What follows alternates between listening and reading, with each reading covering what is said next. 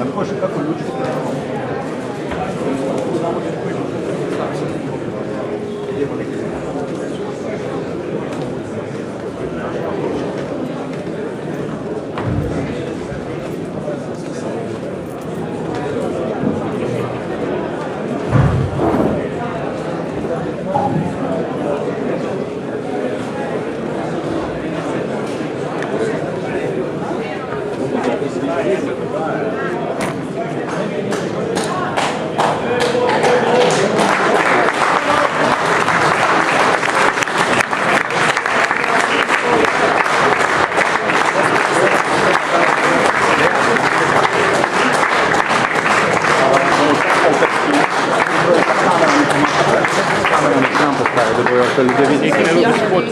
Kamere bi bilo treba umakniti.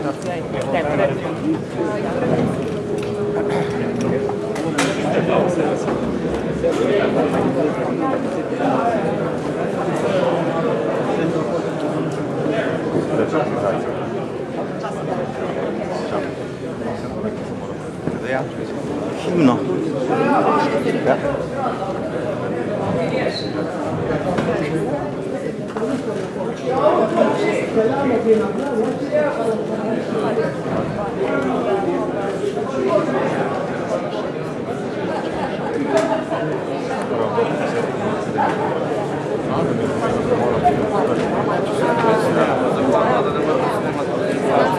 Vem. Ja, sam ne. Sem vse dobro. Moraš še postaviti. Ja. Pravi, da neko ozvočenje. A ja, kdo je domači?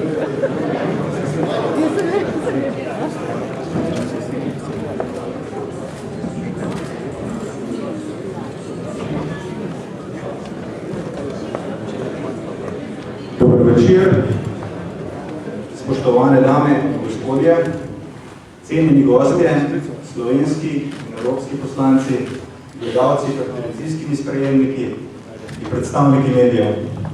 Dobrodošli na javni tribuni Slovenija in migrantska kriza. Predstavniki medijev bi naprosil, če se mogoče lahko malo bolj proti levi omaknejo, tako da bo celotna dvorana imela možnost tudi videti.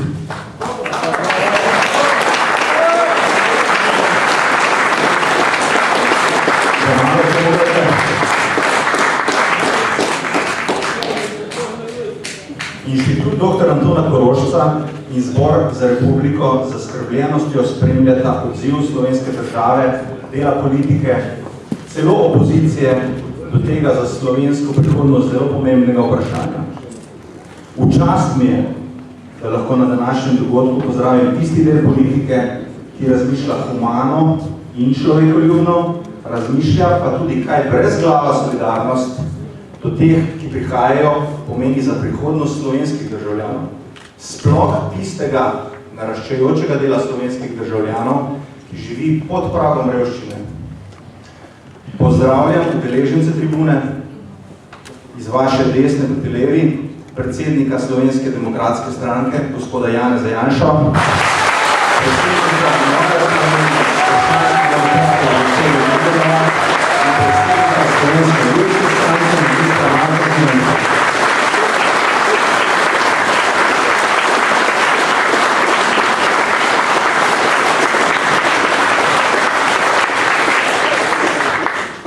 Na dejstvo, da razmere postajajo nevzdržne, opozarjajo mnoge slovenske organizacije, javnost in v zadnjem času tudi mediji. Zbor za republiko je na to temo organiziral že 2 javni tribuni, eno v Ljubljani in drugo v Kopru. K pozdravnem nagovoru vabim predsednika Zbora za republiko, dr. Franceta Cukljatija.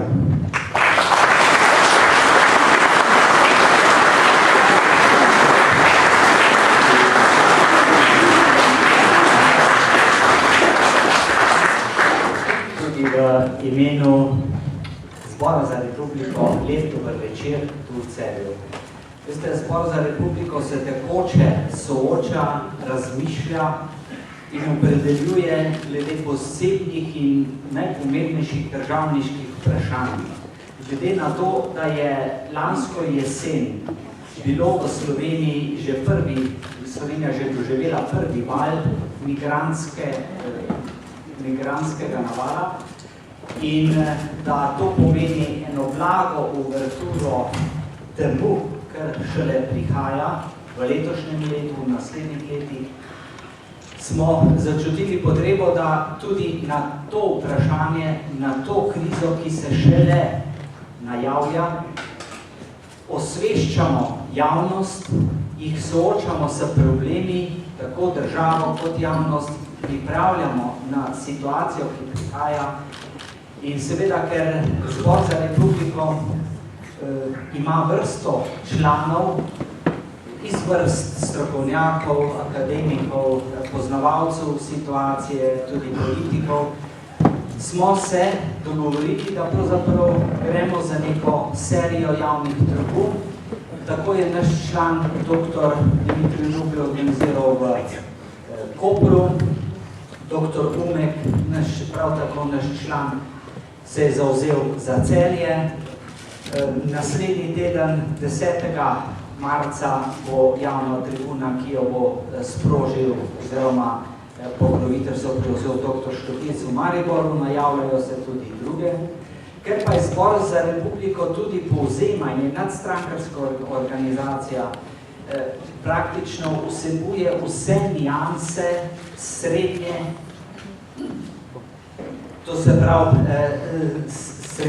sredinske, srednje politične opcije.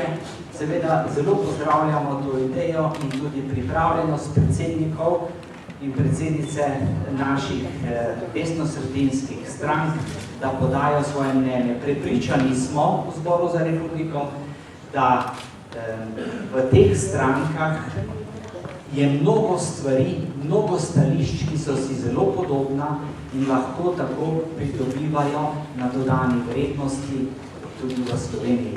Hvala vsem in lep večer.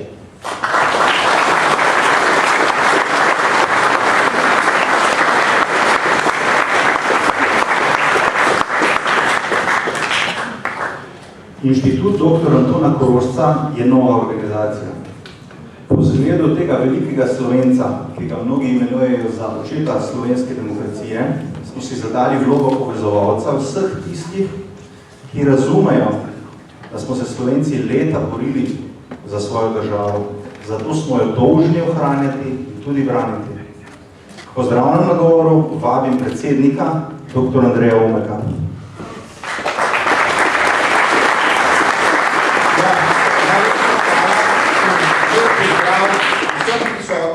Tudi v imenu Inštituta dr. Antona Korošca.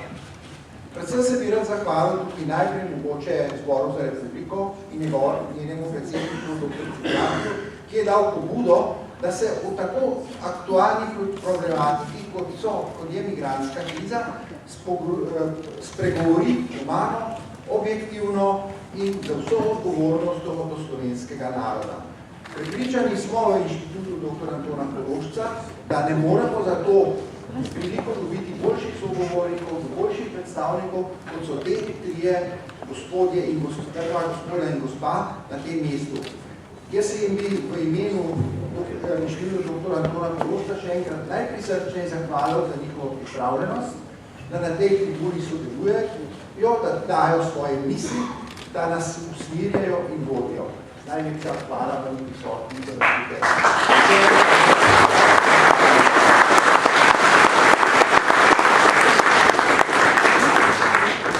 Današnji dogodek mediji predstavljajo kot nek vrh slovenske opozicije. Že udeležba predsednikov vseh treh desnosredinskih strank, slovenskih članic Evropske ljudske stranke, govori samo zase. Govori, da je situacija v Sloveniji tako resna, da je ta del politike presegel neke standardne delitve, da se v skrb za državo, za našo vero, identiteto, varnost in preživetje naroda, da se pripravljen odprt pogovarjati in iskati rešitve. Predsednik Slovenske demokratske stranke, gospod Janez Janša. Na javni tribuni v Ljubljani ste upozorili, da v brez zajezitve migrantskega vala prišlo do razpada Evropske unije in destabilizacije Evrope. Povedali ste, da vlada Republike Slovenije neposredno ogroža varnost državljanov. Premier Miro Cerar v zadnjem tednu vsak dan podarja, da Slovenija obvladuje migrantsko krizo, da se ni zgodilo še nič takšnega, kar bi ogrozilo slovenski narod. Pa vendar poznamo porast kriminala in posilstev v skandinavskih državah. Leta 1957 421, leta 2012 6324 so radni podatki. Po teh podatkih od 75 do 80% v skandinavskih državah teh posilstev zakršijo muslimanski priseljenci. To so grozljivi, pretresljivi podatki. Je Slovenija sploh še varna država? Ko poslušamo slovenske medije, imamo občutek, da je nastrpen vsak, ki mu je neprijetno v misli, da bi za svoje sosede dobil nekaj tisoč ljudi, tuje kulture, katerih identitete ne poznamo. Glede na javno mnenje bi to nekako pomenilo, da je nestrpna kar velika večina Slovenije. Skoraj cela. Medijskega prostora za protiargumente vladne migrantske politike pa je zelo malo. Veliko je oddaj, prispevkov, o sovražnem govoru, nestrpnosti in pomanjkanju solidarnosti. So to res največji problemi Slovenije v tem trenutku? Zakaj vlada Republike Slovenije kljub ostremu nasprotovanju ljudstva in tudi močnemu javnemu mnenju ne zaščiti lastnih državljanov? Kaj migrantska kriza pomeni za Slovenijo in kje vi vidite rešitve? Ja, hvala lepa. Veliko vprašanj ste že sami odgovorili. Je lahko moj odgovor krajši. Dejstvo pa je, da se zdaj soočamo z nevarnostjo povratnega vala. V slovenski vladi, pa tudi mnogih slovenski javnosti se je zdelo fino, kako so migranti mimo šengenskih pravil enostavno vstopili na vlake na Dobovi in izstopili na Šentilju. Češ se gledal samo čez Slovenijo. Vsak, ki je razmišljal še kakšen dan naprej, vedel, da se bo ta prostor severno od nas slejko prej napolnil, tako in drugače, in da bo začel prihajati nazaj. In danes se Slovenija ne sooča z problemom, ki je nastan migrante, ki vstopajo na Dobovi, ampak so problem, ki je nastan migrante, ki so bili zavrnjeni v Nemčiji in Avstriji, različnih razlogov. Slovenska policija ne obvešča slovenske javnosti podrobneje, katere kategorije ljudi so to. Lahko si pa predstavljamo, da recimo Nemci, ki so lani sprejeli več kot 1.100.000 uradno, več kot 1.100.000 migrantov, najbolj teh nekaj tisoč niso zavrnili kar tako. So bili pri vsakem neki razlogi in Slovenija se sooča z povratnim valom. Mi smo na to opozarjali od avgusta lanskega leta, ko je bilo jasno, da ta migrantska kriza ne samo, da ni muha enodnevnica, kar je nikoli ni bila, ampak je bilo jasno, da neke skupne evropske politike ali nekega skupnega evropskega odgovora, ki bi učinkoviti in ki bi se varoval znanjem Evropske unije, če dolgo časa ne bo. Potem smo še dvakrat ponovili vladi naše predloge, kaj je bilo potrebno storiti. Nekatere vlada z veliko zamudo sicer skušala implementirati, nekatere tudi veliko zelo ponesrečeno.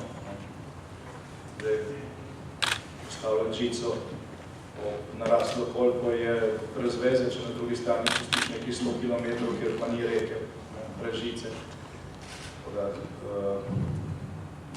Nekaj teh ukrepov, ki jih je vlada sprejela, je bilo storjenih predvsem zaradi javnomnenjskih učinkov, zaradi dejanskega odgovora na situacijo in je to sprožilo reakcije, popolnoma nepotrebne. Sama problematika ima pa več vidikov. Je mogoče nekaj stavkov vsakem od teh vidikov. Kar se tiče pravnega vidika, je jasno, da teh več kot 500 000 ilegalnih migrantov, ki so šli čez Slovenijo, če Slovenijo ne bi smelo iti, če bi Slovenija spoštovala lastno in evropsko zakonodajo. Slovenija ima na meji s Hrvaško šengensko mejo, kar seveda pomeni, da to mejo lahko prečka nekdo, ki je prebivalec šengenskega območja, nekdo, ki ima veljavno šengensko vizo, ali pa nekdo, ki tega nima, vendar v državi zaprosi za azil. Nobene druge možnosti ni.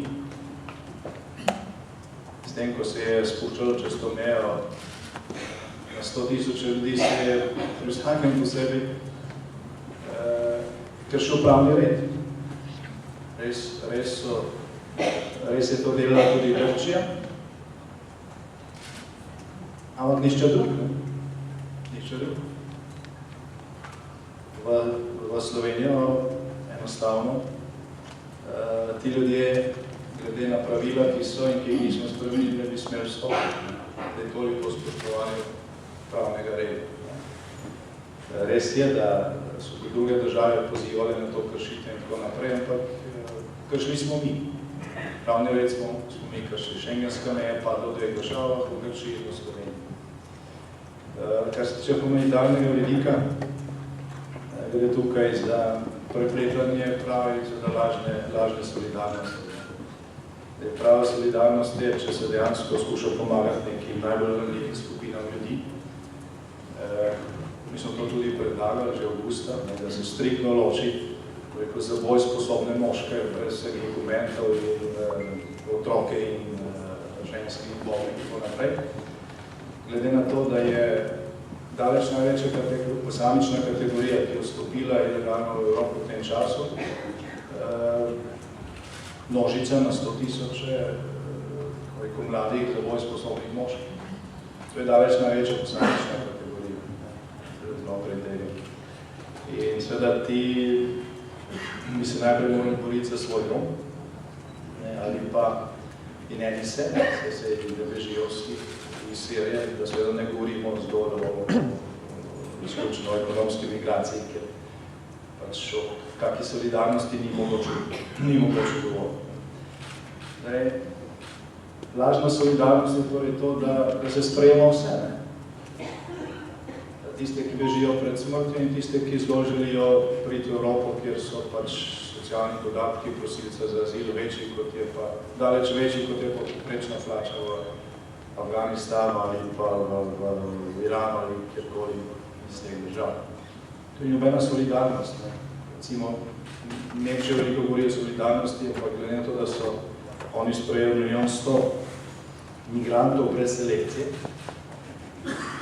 to pomeni, da zdaj ne morajo sprejeti ali pa zaradi političnih reakcij, pa tudi zaradi dejanske omejenosti kapacitet, ne morajo sprejeti, ne bodo mogli v prihodnosti sprejeti tudi tiste, ki bi bilo najbolj potrebno pomagati, glede na to, da te nesreče še dolgo časa ne bo konca. Torej, s tem, ko se je nekritično sprejemalo vse, 2/3 teh, ki dejansko ne izpolnjuje statusov za azil, se je zavrnilo v naslednjih mesecih, verjetno tudi letih, upravičene prošnje 100.000 koga zaradi tega umrli. Tisti, ki so imeli na zastavi to lažno solidarnost, res ta čas si lahko to mirno pripišejo na svojo dušo. V Sloveniji ni nič drugače. S tem, da ko gre za solidarnost, je potrebno pogledati tudi politično dimenzijo. Večina evropskih socialističnih strank, vključno z evropskimi socialisti in socialistično internacionalno, ima v svojih programih migracije opredeljene kot nekaj absolutno pozitivnega, nekaj, iz česar nastaja njihovo volilno telo. Nekatere socialistične stranke tega niti ne skrivajo, drugi to zakrivajo neke, recimo temu, solidarnostne fraze, ampak dejstvo je, da je bila desetletje to ločnica, politična ločnica v Evropi med levimi ali pa levo-sredinskimi in pa desno-sredinskimi strankami, da o ekstremni levici ne govorimo, ker je malo rajši nekoga, ki prihaja iz čim bolj tuje kulture ali pa tujega kulturnega okolja. pa izdomačeno. Zdaj, ta meni se je zaradi stališč nemške vladne koalicije v zadnjem letu zelo zapisala. V Nemčiji imamo vlado, ki je pač sestavljena levo od desno. Ta vlada, kako gre za migracije, izvaja socialistično politiko. Vladilo veliko škode tudi desno-sredinskim strankam, Evropski ljudski stranki, družini, ki si trije pripadali. In v prihodnosti bo pač to treba plačati dodatno ceno, sploh je pa itak, da jo plačujemo. Tako da tukaj je neko sprenevedanje, ko gre za politike z levo pola evropske politike, če že gre za solidarnost odveč, ker samo pogledajte njihove programe in boste videli, kaj oni pišejo o migraciji. Ali pa kaj govorijo v intervjujih. Znanje so izjave avstrijskega pa nemških levih politikov, če še ne bilo glasov priseljencev, mi nikoli ne bi zmagali na volitvi. Kar je res, ker je to pač možno preveriti. Empirično. In seveda obstaja še varnostni vidik, po katerem sprašujete, da je prisoten. Gre tukaj samo za porast kriminala, še vse v Skandinaviji, ki je v nekaj mesecih radikalno obrnila politiko na migraciji. Skandinavija je bil danes najbolj odprt del Evrope, ko gre za sprejemanje tako beguncev kot ekonomskih migrantov. Danes imajo zaprte meje, striktne kontrole in ključna razprava v skandinavskih državah je, kako se tega problema znebiti oziroma kako ga bistveno zmanjšati. Hujši vidik od tega pač kriminala, ki običajno ljudi najbolj skrbi, pa je vprašanje terorizma. Velik del tega migracijskega vala je prišel iz nekega teritorija, ki ga obvladuje tako imenovana islamska država. Ta načrtno infiltrira ljudi v ta val. Znani primeri, odkriti primeri, odkrita sporočila strani pristojnih služb, se pravi, to ni zgolj neka imaginarna bojazen, to pač določno dejstvo. In če je v teh 100 tisočih, vsaj 10 tisočih varnostno problematičen, ima Evropa velik varnostni problem. Če je samo vsak 10 tisočih varnostno problematičen, ima Evropa zelo velik. No in zdaj, če se vrnem na začetek mojega odgovora, Slovenija se v tem trenutku sooča z tistimi, ki nam jih Avstrija oziroma Nemčija vračajo. Nekaj v teh kategorijah lahko samo slutno. Slovenska policija oziroma slovenska vlada tudi ne obvešča vsak dan več o teh številkah, ne vemo. Čujemo samo avtobuse na avtocesti, ki vozijo nezakonite migrante, ki nam jih vračajo nazaj in za katere zdaj vlada panično išče nastanitvene kapacitete po Sloveniji in spreminja javne objekte v azilne domove, čeprav ti objekti ne izpolnjujejo zakonskih pogojev za to. Zdaj, odpor prebivalstva je normalen. Ljudje se za razliko od vlade zavedajo, da je bistvena razlika, ali se v nek tak center namesti ena družina z otroki, ki je na Dobovi zaprosila za azil, ali pa skupina nekaj 10 mladih moških, ki jih je Avstrija vrnila nazaj. Kar se od varnostnega vidika tiče, je to razliko v tveganju kot noč pa dan.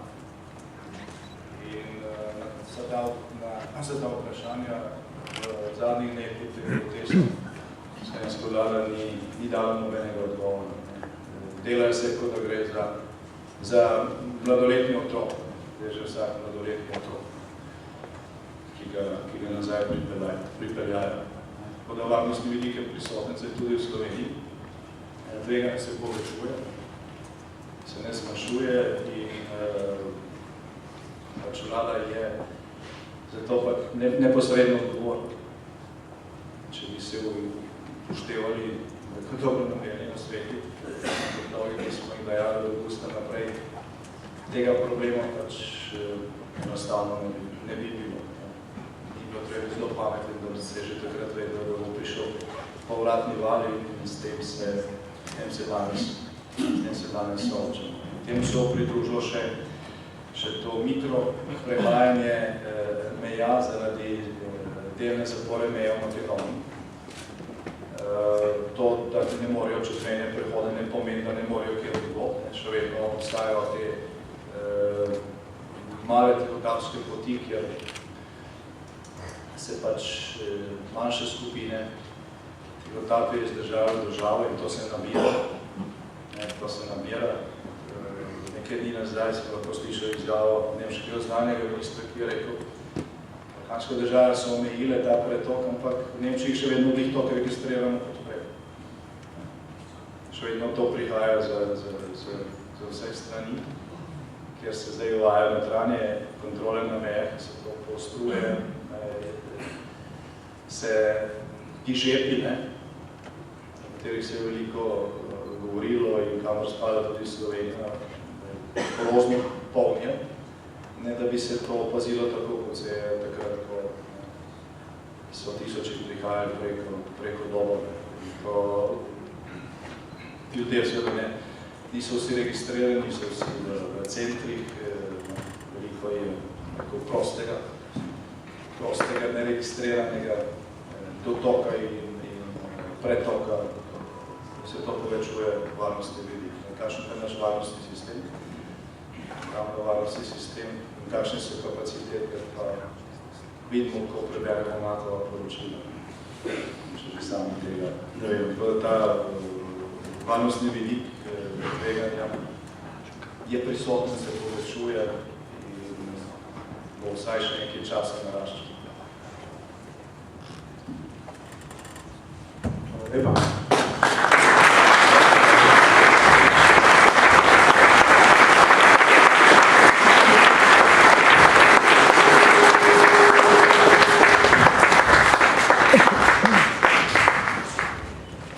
Ljudmila Novak. V Novi Sloveniji ste predlagali zaostritev azilne zakonodaje, vendar vlada vaših predlogov ni sprejela. Odločno ste se zavzeli tudi za višji obrambni proračun, pa se koalicija za to ni odločila.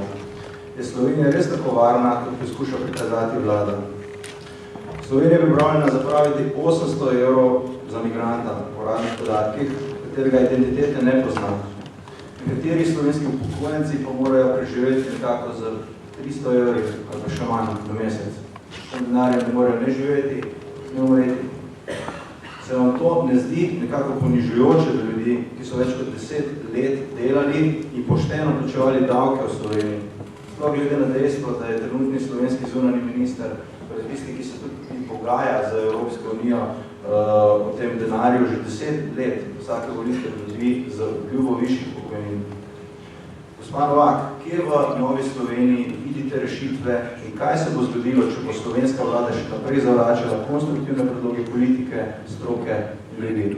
Prosim bi vse govorike, da čim bliže mikrofonu govorite, da je celotna dvorana slišna. Najprej lep pozdrav vsem skupaj.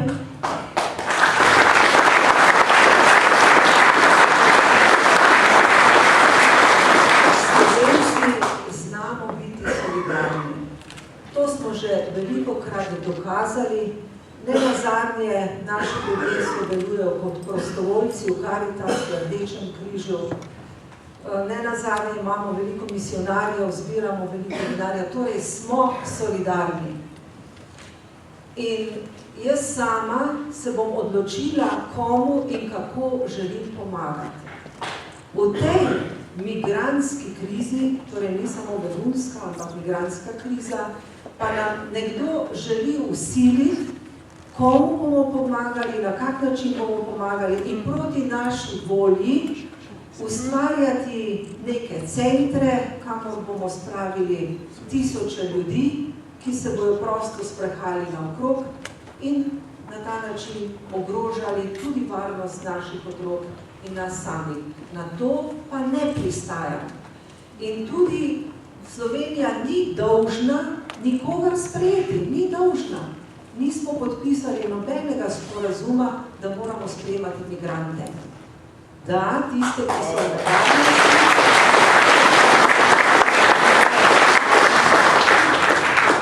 tiste, katerih življenje je ogroženo, otroke, ženske, strinja, moramo biti humani, moramo jih poskrbeti in ne nazadnje se moramo tudi mi odločiti, kakšno število teh ljudi lahko vzamemo oziroma za kakšno število teh ljudi lahko poskrbimo.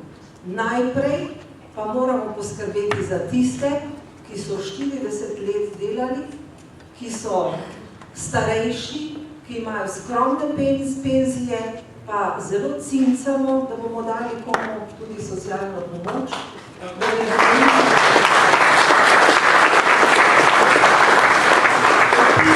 Ki so celo življenje delali, pa jim je bilo vzeti tiste 200 ali 180 evrov, ali koliko so imeli kmečke pokojnine, tukaj pa ni bilo nobene solidarnosti. Torej, Slovenija ni dolžna vzeti migrantov, moramo pomagati beguncem, jih oskrbeti in moramo se dogovoriti, kakšno je tisto število, ki smo ga pripravljeni vzeti, poskrbeti, za ljudi poskrbeti. In kar smo mi predlagali kot amandmaje v zakonu o mednarodni zaščiti, smo želeli, da bi se odvila ta razprava, kako bomo v Sloveniji za te poskrbeli, kakšno število. Mi smo predlagali okvirno 5000, lahko bi bilo manj, lahko bi bilo več, ali mi sedaj vemo, kakšna bo ta številka, nič ne vemo. Predvsem nas pa moti, da je pravica do združevanja tako obširna, da na koncu lahko pride za enim azilantom cela vas. Ker ne govori samo dobro, združevanje, da se združi otrok, starši ali mož, žena, ožja družina. Tam pa govori o neki čustveni navezanosti, ki je lahko zelo široka in lahko pomeni pol vasi. Na to pa mi ne moremo pristati. Potem naslednja stvar, vemo, da nekateri imigranti so imeli kar precej denarja s seboj. Naši upokojenci, naši ljudje morajo sami si plačati stanovanje in hrano. In zato smo mi predlagali, tisti, ki ima večjo količino denarja od 750 evrov, naj ga deponira in poskrbi oziroma ga porabimo za njegovo oskrbo. Seveda, če bo prej odšel, mu je ostala vsota vrnjena. Ampak tudi to ni bilo sprejeno. Potem, ali lahko nekdo, ki je naredil huda kazniva dejanja, ali ima pravico, da zaprosi za azil. Jaz se s tem ne strinjam. In tako naprej, skratka, nič ni bilo od tega sprejetega. Predvsem, kar nam manjka v Sloveniji, je to, da ta vlada stvari skriva. Oni grejo, se neke župani pogovarjajo, javnost za to ne ve, potem se govori enkrat v tem kraju 4000 ljudi, drugič bo tam 1000 ljudi, tretjič pripeljejo mladoletnem nek dijaški dom, ne da bi se prej dogovorili in ljudi na to pripravili. Ljudi je treba pripraviti in povedati, kaj se bo zgodilo, kako bo povarovanje, koliko časa, teh podatkov pa ni. Ne nazadnje, tudi opozicijske stranke, tudi Nova Slovenija je nekajkrat pozvala predsednika vlade, naj skliče vse stranke parlamentarne, torej predsednike, vodje poslanskih skupin, tako kot smo se o pomembnih vprašanjih že velikokrat pogovarjali. Tega ni storil. In zaradi tega je tudi neko dodatno nezaupanje. Potem gledajte, kako naj vemo, da smo varni ali pa zaupamo, da smo varni, če je vlada v vojni s policisti, če je vlada v vojni z lokalnimi skupnostmi, ker jim ni prišla naproti, ko so zahtevali tisto, kar jim pripada. Če vemo, da se je obrambni proračun od leta 2010 zmanjšal za 40%. Mislim, da 210 milijonov evrov se v teh letih zmanjšal. Tega kadrovsko se ni vojska zmanjšala, ampak so se finančna sredstva zmanjšali za opremo. V takšni situaciji, ko torej, grozi nevarnost, ko je ogrožena ne samo Slovenija, ampak Evropa, bi morali tem vprašanjem posvetiti veliko več pozornosti, biti občutljivi na ta vprašanja, ker varnostna situacija se lahko v prihodnosti še poslabšuje, ker ni videti konca pritoku teh emigrantov. Jaz pa moram reči, da tudi nisem zadovoljna s politiko Evropske unije, ker bi dejansko morala zavarovati zunanje meje Evropske unije. Koliko škode imamo znotraj Evropske unije, ker se postavljajo meje med posameznimi državami. In namesto prostega prehoda med državami imamo veliko notranjih ovir oziroma že torej posamezne države se varujejo namesto, da bi zavarovali zunanje meje. Ali Avstralija vzame kar vsakega, ki hoče priti v Avstraliji? Ne. Oni so zavarovali svoje zunanje meje in tistega, ki oni hočejo povabiti, ga vzamejo. Ali Amerika vzame prav vsakega? Ne, še mi moramo imeti vize, če gremo v Ameriko. Kanada se odločila, je vzela določeno število ljudi, je organizirala prevoze, je izbrala, koga bo vzela. Torej, na tak način bi tudi mi morali ravnati. Zavarovati svoje meje in se odločiti, na kakšen način, kdaj, koliko ljudi bomo sprejeli.